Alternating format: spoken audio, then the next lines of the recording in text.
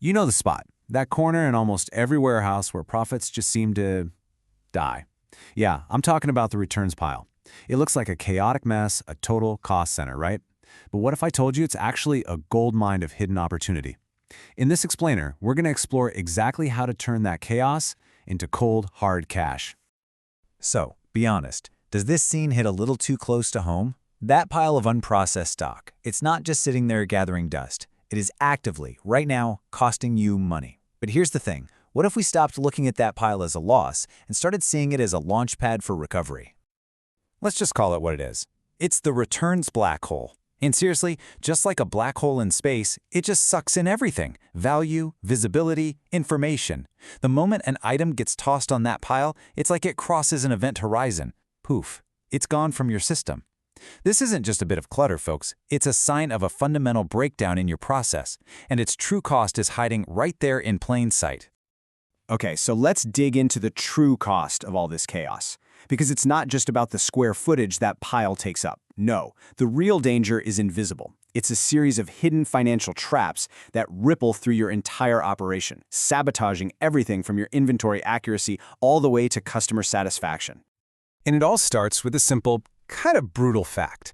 If an item isn't scanned back into your system, it basically becomes a ghost. It's physically right there in your warehouse, but as far as your system is concerned, it doesn't exist. You can't sell it, your team can't find it, and your inventory data, well, it just became a lie. And you better believe this digital ghost has a very, very real financial cost. Every single box sitting in that pile is frozen capital.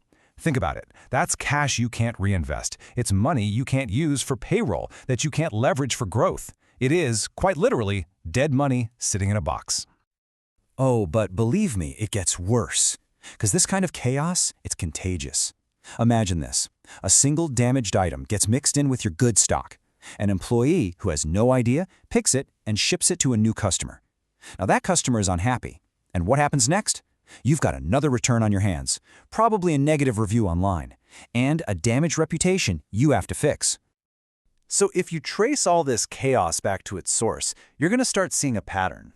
It almost always starts with having no dedicated space, right? So returns just get dumped wherever. That leads to inconsistent handling because there's no standard process. Then the system doesn't get updated in real time, accountability just vanishes, and the problem just snowballs. Sound familiar at all? Okay, so that's the diagnosis. A bit grim, I know. But the good news is, the cure is actually way simpler than you might think. You don't need some massive, expensive overhaul to start fixing this. So let's talk about the first high-impact steps you can take to regain control, like starting today. All right, here it is. Your 4-step action plan to stop the bleeding. Step 1, you quarantine the chaos. Create a dedicated return zone, completely separate from your active stock. This immediately protects your good stuff. Step 2, assign ownership. Make it someone's specific job. And finally, the most critical step of all, get every single one of those items logged in the system. That's how you turn the lights back on and get your visibility back.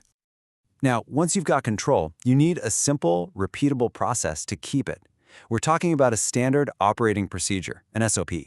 And honestly, it boils down to a super simple 3-step loop. Inspect, decide, record. First, inspect it. What's the condition? Then decide, where's it going to go next? Resell, repair, scrap? And finally, record it. Update the system immediately. It's not rocket science, but this simple discipline is the secret to making sure that chaotic pile never forms again.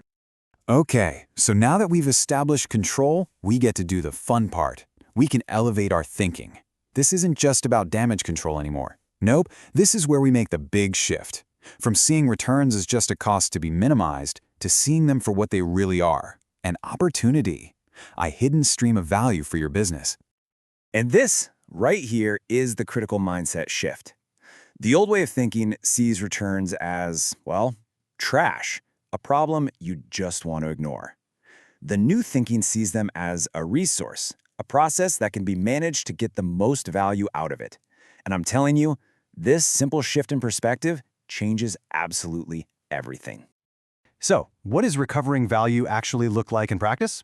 Well, for starters, it means getting those perfectly good items back on the shelf as fast as possible. It means repairing or refurbishing things when it's cost-effective. It also means getting credit from your suppliers for defective goods. That's called a return to vendor or RTV process.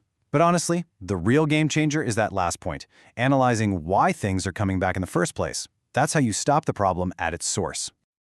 But how do you know if any of this is actually working, if you're really making a difference? Simple. You have to measure it. And this is where key performance indicators, or KPIs, come into play. Think of them as the scoreboard for your returns process. They tell you in black and white if you're winning the game. Yeah, KPIs are basically your dashboard. They're the specific numbers that tell you how fast you're processing returns and how efficiently you're recovering value. They take all the guesswork out of the equation and replace it with a clear, data-driven strategy. So what should you track? Well, think of these as the vital signs for the health of your returns operation. Return processing time tells you if you have a bottleneck. Disposition rate shows you how much you're actually saving versus just scrapping. And return calls analysis, that's your secret weapon for preventing future losses. Tracking these numbers is what drives real continuous improvement. Let's just zoom in on one of these for a second, the disposition rate. A simple chart like this gives you an instant, really powerful snapshot of what's going on. In this example, 65% of returns are being successfully resold. That's a huge win. And the goal from here is simple. Do whatever you can to make that resold slice of the pie bigger every single month. And this quote right here, it just captures the heart of everything we've been talking about. Returns don't always need to be a loss. They can be an opportunity. That's the whole idea. With the right process, and more importantly, the right mindset, this whole part of your business can transform from a liability into a genuine asset. So, I'm going to leave you with a question. The next time you walk past that corner of your warehouse, don't just see a pile of junk. I want you to look at it differently and ask yourself, what hidden value is sitting right there, just waiting for me to unlock it?